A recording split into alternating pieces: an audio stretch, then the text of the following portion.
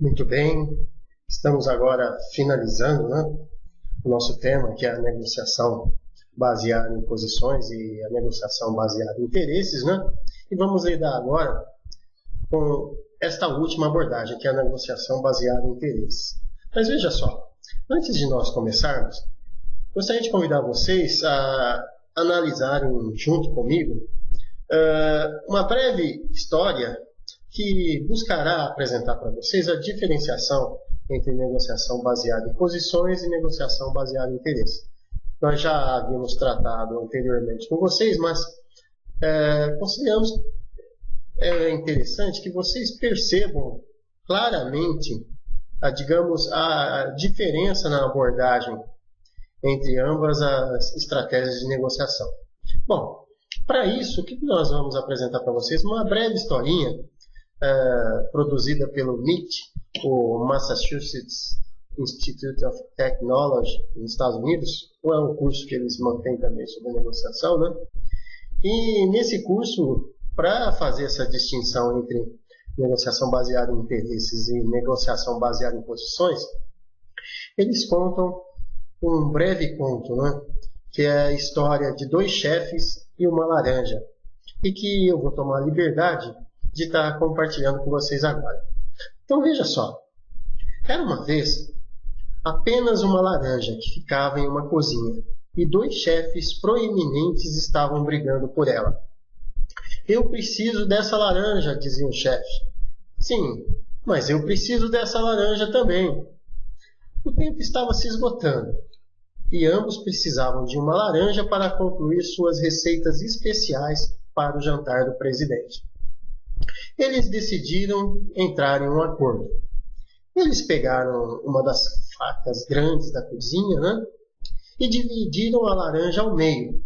E cada um foi para o seu canto para terminar de preparar sua refeição. Um chefe apertou o suco da laranja e derramou no molho especial que ele estava fazendo. Não era o bastante, mas ele teria que fazer. O outro utilizou a casca ralada e agitou a raspa na massa para o seu famoso bolo. Ele também não tinha tanto quanto ele teria gostado, mas, dada a situação, o que mais ele poderia ter feito? Bem, veja só, à medida que você acompanha com a gente essa breve historiazinha, né, divertida, enfim, muito provavelmente a solução para você agora parece óbvia, né? Para os dois chefes teria sido melhor se eles tivessem, né, descascado a laranja e simplesmente tivessem tomado parte o que eles necessitavam, né, retirado o que eles necessitavam. Em vez disso, o que aconteceu?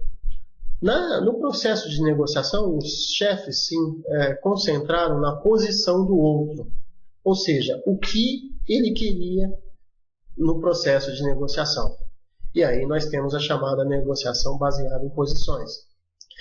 Veja, eles não estavam interessados, ou melhor, eles não estavam atentos para o interesse do outro, ou seja, não o que eles queriam, mas o porquê eles queriam. E aí é que nós temos a chamada negociação baseada em interesses. Nela, você não vai detectar o que a pessoa deseja, mas o porquê que a pessoa deseja aquilo, né? Qual é a necessidade, o interesse que está por detrás daquela posição que ela está adotando. Anteriormente, né? Você tem que distinguir ao iniciar uma negociação, quer seja na sua empresa, quer seja na escola, na sua família, enfim, o que é posição e o que é interesse. E o que cada um dos grupos, pessoas, enfim, está manifestando. Por quê? Se você adota uma posição de negociação baseada em posições, né, o que vai acontecer? O máximo que vai ter vai ser aquilo que nós vimos, a divisão em X porcentagem para cada um. Agora, numa negociação baseada em interesses, não há uma divisão. Existe a possibilidade, inclusive, de que o resultado seja mais rico e produtivo do que uma mera divisão. Então, por meio dessa breve história, espero ter compartilhado com vocês essa diferenciação, né, de negociação baseada em interesses de negociação baseada em posições. E para finalizá-la, né, eu cito, por exemplo, uma típica atitude que nós às vezes tomamos e que pode exemplificar também isso. Veja só, vamos pensar uma situação qualquer em que uma pessoa trabalha em uma empresa, né, e vai até o chefe, e ele vai até ele e solicita, né, um salário mais alto. E por que ele faz isso? Ele solicita esse salário mais alto porque ele precisa cobrir, né, os custos com a creche do seu filho. Mas veja só, ele chega lá e apresenta a posição, ou seja, chefe, eu necessito de um salário mais alto, assim como está, não dá. Veja só, nessa situação, imaginemos, por exemplo, que ele é um dentre outros que exerce a mesma função. E o chefe pensa cá consigo, opa, se eu aumentar o salário dele, eu vou criar uma desigualdade entre ele e os colegas dele. Isso não seja justo, enfim, isso poderá me trazer problemas, né? Mas imaginemos que ao invés dele falar a posição dele, ele apresentasse ao chefe dele o interesse dele, ou seja, a necessidade. Olha, eu necessito de um aumento X em razão de que eu preciso desse aumento para poder manter o meu filho numa creche e, consequentemente, poder estar com vocês na empresa. Perceberam a diferença? Na primeira, eu só manifestei a posição, o que eu quero. Na segunda, eu manifestei o porquê eu quero. Agora, veja, com a compreensão do porquê, o empregador percebeu as razões, enfim, né? As possibilidades de se estabelecer uma negociação serão maiores. Então, eu espero que, por meio dessa história e esse exemplo, você tenha bem claro, né, a diferenciação entre negociação baseada em posições e negociação baseada em interesses. Bem, dito isso, nós vamos avançar um pouquinho mais. E agora, o que nós vamos fazer? Nós vamos apresentar para vocês, tal como fizemos com a negociação baseada em posições, digamos, os elementos que devem existir nesse processo que justificam o início de uma negociação baseada em posições. E, para tanto, eu vou apresentar para vocês algumas regras, né, que você deve levar em conta e perceber que, neste ou naquele caso, é necessário que se estabeleça uma negociação baseada em posições. Então, vamos a elas. Primeiro, a negociação baseada em interesses é interessante quando, primeiro, as partes têm interesses interdependentes, desejos e preocupações. Então veja só, interesses interdependentes. Estou numa empresa e eu quero que a empresa cresça. O crescimento da empresa me afeta e afeta o outro. Então temos interesses interdependentes, quer ele seja meu chefe ou não. Desejos. Imaginemos que na minha casa, enfim, eu quero ter uma relação boa, cordial, afetuosa, né, entre mim e minha esposa, por exemplo, ou entre um irmão e outro. Logo, esses desejos são compartilhados por nós. Preocupações. Imaginemos que estamos numa escola X e queremos que ela diminua a violência, né?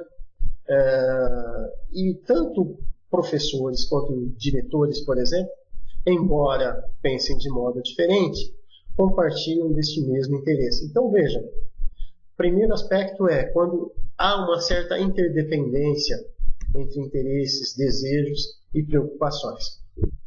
Bem, e qual é a segunda regra para uma negociação baseada em interesses? Quando é possível criar o que se chama de soluções integradoras, ou seja, soluções que podem proporcionar ganhos mútuos para ambas as partes. Olha só, na negociação baseada em posições, nós temos o chamado win-lose, ou seja, um perde, outro ganha. Na negociação baseada em interesse, nós temos o chamado win-win, ou seja, ambos podem vir a ganhar. Então, se eu tenho uma posição X O outro também tem uma outra posição, mas se nós percebemos que se juntarmos essas duas posições, elas se somam e podem vir a fazer com que a minha empresa funcione melhor, logo eu vou fazer uso delas, porque ambas podem fazer com que nós saiamos vitoriosos desse processo todo. Terceiro, elemento, quando um relacionamento contínuo entre as partes é importante. Então veja só, imaginemos que eu estou numa relação familiar, estou diante dessa pessoa, no mínimo durante a minha vida toda, quem sabe, numa relação entre irmãos, enfim, numa escola, as partes vão estar se vendo. Imagina se criamos uma situação qualquer onde eles mal se conversam, uma empresa qualquer, temos o chefe, a responsável por determinado setor, e eles mal se falam. Como é que a empresa vai continuar bem articulada se há essa, digamos, inamizade entre os parceiros, enfim, na medida em que eles têm que estar juntos, é necessário uma relação. Bom, quanto ao quarto elemento, esse também é muito interessante. É quando as partes têm que sair de uma posição antagônica, ou seja, de conflito, e se tornar cooperativa. Ou seja, imaginemos que eu estou de um lado, o outro está de outro. Mas nós percebemos que, se nós nos ajudarmos, ambos sairão beneficiados. Logo, eu vou iniciar uma negociação baseada em interesses. Por fim, o último elemento, que nós gostaríamos de apresentar para vocês, é esse daqui, quando existem princípios. Imaginemos, por exemplo, se estivéssemos numa instituição religiosa. Existem determinados princípios religiosos que fundamentam essa instituição religiosa. Ambos defendem isso. Logo, é necessário que se estabeleça uma negociação baseada em interesses, visto que esse elemento religioso comum fundamenta você e o outro, a outra parte, enfim. E daí a necessidade de que ambos possam estar juntos na negociação e na implementação da melhoria, porque esses fundamentos religiosos, para vocês, estão acima do que qualquer coisa, enfim. Bom, enfim, é isso. Nesse primeiro momento nós vimos então a diferenciação por meio da historinha, do que é interesse e posição. Vimos um exemplo logo a seguir, e agora os motivos que você deve fazer uso para pensar a possibilidade de uma negociação baseada em interesses. No próximo vídeo nós vamos avançar um pouquinho mais e apresentar as estratégias que você deve utilizar para implementar uma negociação baseada em interesses de qualidade produtiva. É isso, gente. Até mais. Obrigado.